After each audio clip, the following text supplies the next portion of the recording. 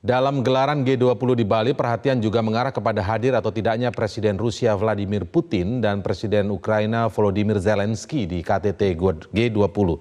Sebenarnya seberapa pentingkah kehadiran pemimpin kedua negara yang berseteru ini? Bergabung malam ini Guru Besar Hukum Internasional Hikmahanto Juwana. Selamat malam Prof. Hikmah. Selamat malam, Mas Indra. Sehat Baik. selalu. Ya, sehat selalu Prof. Hikmah. Baik, Prof. Hikmah, ini yang menarik adalah kan 17 negara sudah terkonfirmasi hadir. Ini paling tidak menurut Presiden Joko Widodo ya. Nah, pertanyaannya adalah ketika kita lihat agenda besarnya kan ada 3, yaitu arsitektur kesehatan global, transisi energi, dan transformasi digital.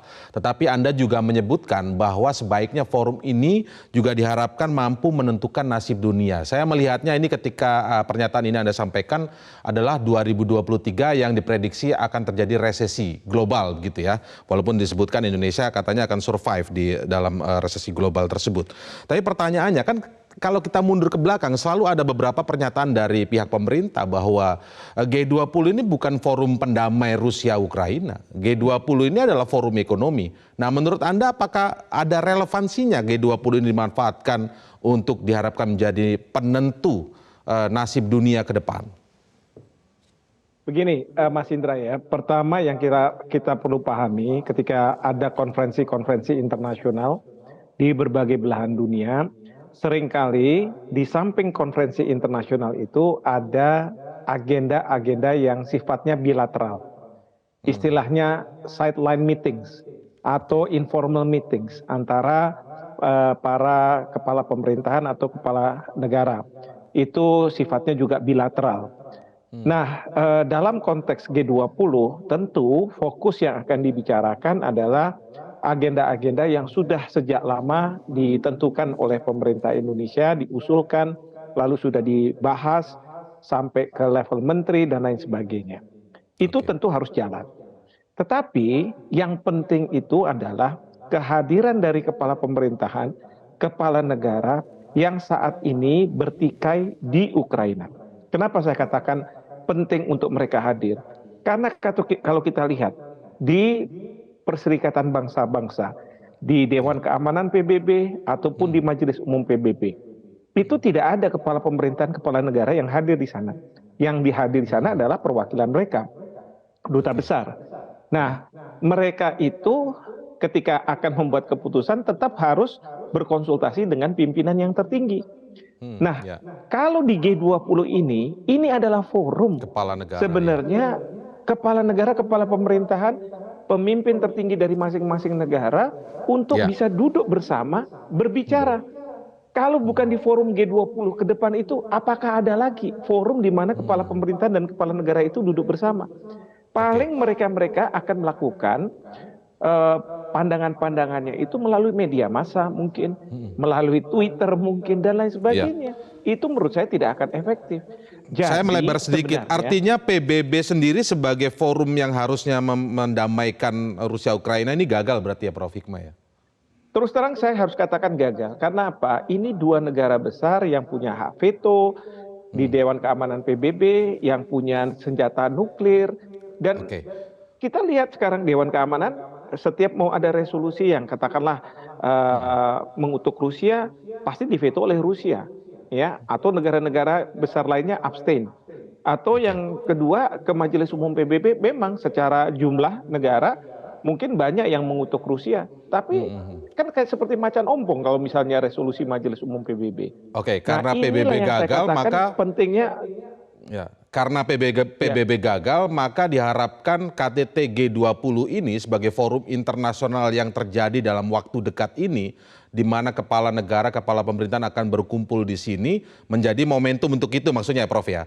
Cuman tadi secara detailnya adalah peluang terjadinya perbincangan itu adalah di forum yang bilateral ya, bukan di KTT-nya. Karena kalau kita lihat Ukraina kan bukan anggota G20. Apakah dia punya hak untuk menyampaikan atau berbicara di forum tersebut? Sebenarnya kalau ini katakanlah kalau datang ya. Sebenarnya Ukraina bukan anggota dari G20, tetapi Indonesia sebagai tuan rumah punya diskresi untuk mengundang siapa yang menurut tuan rumah dianggap penting.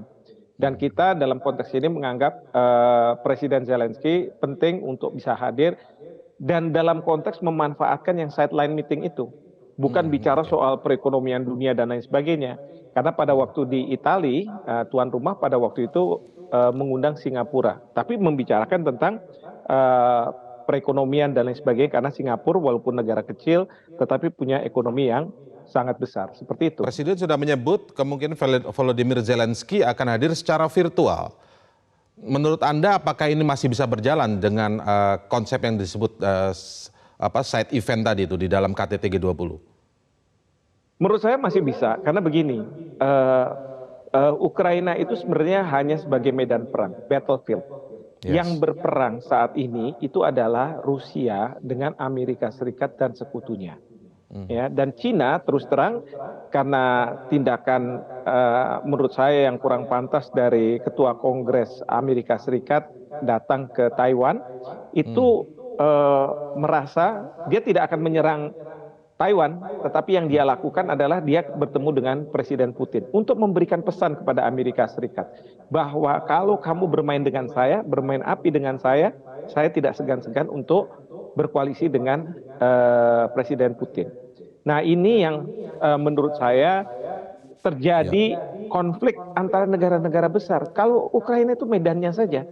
Baik. Kalau misalnya Amerika Serikat dia tidak lagi memberikan dana alutsista kepada Ukraina, itu kan sebenarnya sudah selesai. Karena apa? Saya yakin sih Rusia dengan mudah akan mengalahkan Ukraina. Tetapi karena ada faktor Amerika Serikat di belakang ini, itu yang tidak mudah. Jadi kalau saya melihatnya, Ukraina hanya medan perang. Kalaupun Presiden Zelensky hadir, itu tidak kemudian bisa mempengaruhi bagaimana sikap Amerika Serikat dan Rusia. Yang penting adalah kehadiran dari Presiden Putin. Nah, ini yang kita tentu berharap yang menariknya, ya, Prof. bahwa Ini menariknya, Prof. Kalau kita lihat tadi kan memang kita semua tahu sejak awal sebenarnya Ukraina hanya menjadi battlefield saja.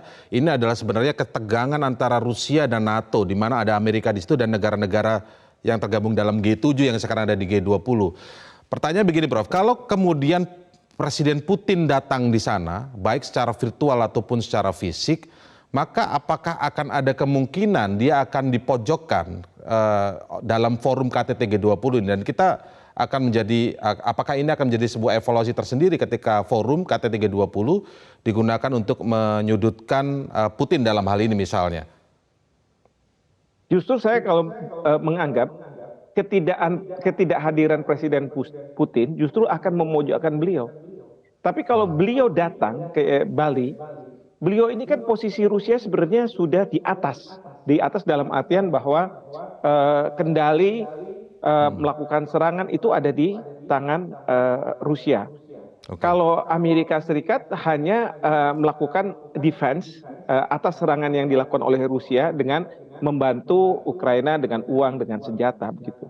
Jadi dia udah di atas.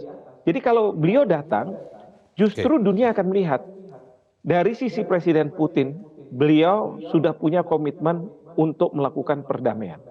Ya kan? Singkat saja, Prof. Apa yang bisa dilakukan di Indonesia ketika ada celahnya side event ini dimanfaatkan untuk tugas yang seharusnya dilakukan oleh PBB? Artinya ini akan menjadi keberhasilan tersendiri bagi pemerintah Indonesia selaku presidensi G20 kali ini begitu. Apa yang bisa dilakukan?